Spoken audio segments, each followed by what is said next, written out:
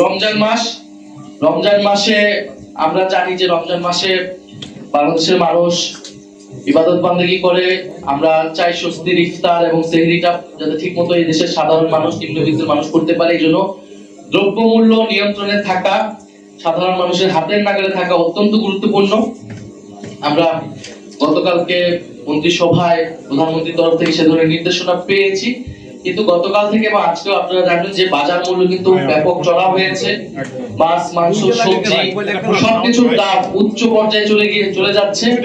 আমরা আশা করব যে সরকার এটা দ্রুত ব্যবস্থা নেবে, যাতে কোনো ধরনের সিন্ডিকেট, অসাধু ব্যবসায়ী যাতে এবারে এই রমজানকে কেন্দ্র করে দ্রব্যমূল্যের দাম, দ্রব্যমূল্য বৃদ্ধি করতে না পারে, সাধারণ মানুষের হাতের নাগালেই থাকে। এখন এই ধরনের একটি ঋণগ্রস্ত বা দুর্নীতিপরায়ণ মন্ত্রিসভা দিয়ে এটি সম্ভব কিনা এটা আমরা নিশ্চিত নই, কিন্তু আমরা আশা করব সরকার এটাতে যাতে ব্যবস্থা নেয়, যাতে মানুষ একটু স্বস্তির সাথে এই রমজান মাসটা কাটাতে পারে।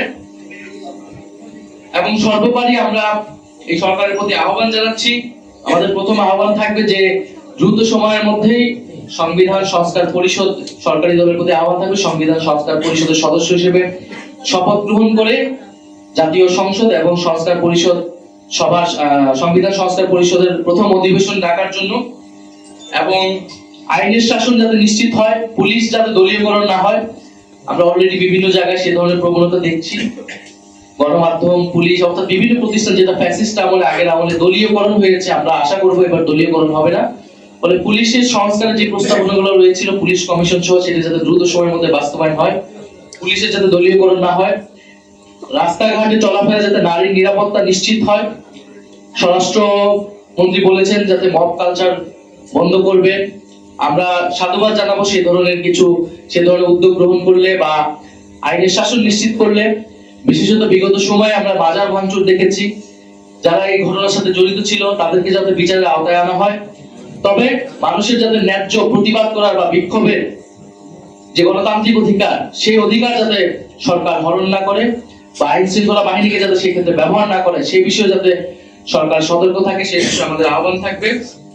এবং সর্বোপরি আমাদের যে সংস্কারের আকাঙ্ক্ষা, সেই আকাঙ্ক্ষার বাস্তবায়নে আমরা সরকারের প্রতি আহ্বান জানাবো যাতে ঐক্যবদ্ধভাবে সরকার এটা সেই আকাঙ্ক্ষার সাথেই কাজ করে। কারণ সেই আকাঙ্ক্ষার যদি ব্যত্যয় ঘটে, ফলে কিন্তু জনগণ সেটা মেনে নেবে না, এবং আমরাও জনগণের প্রতিনিধি হিসেবে আমাদের রাজপথকে বেছে নিতে হবে। কিন্তু আমরা চাই যে এই যে নতুন সরকার গঠিত হয়েছে, সরকারের সাথে কাজ করতে, কিন্তু সরকার যদি ঋণ খেলাপি যারা রয়েছে তাদের বিরুদ্ধে ব্যবস্থা না নেয়, আমরা সেই জানতে চাই যে ঋণ খেলাপিদের বিরুদ্ধে কি ব্যবস্থা নিবে, তারা ঋণ কতদিনের নাগাদ পরিশোধ করবে। বিশেষত নির্বাচন কমিশন যেহেতু এই ঋণ খেলাপিদেরকে সুযোগ করে দিয়েছে নির্বাচন করার, ফলে নির্বাচন কমিশনের এটা দায়িত্ব যে এই ঋণ খেলাপিদের দ্রুত সময়ের মধ্যে তারা ঋণ পরিশোধ করবে। এবং যারা হত্যা মামলার আসামি রয়েছে,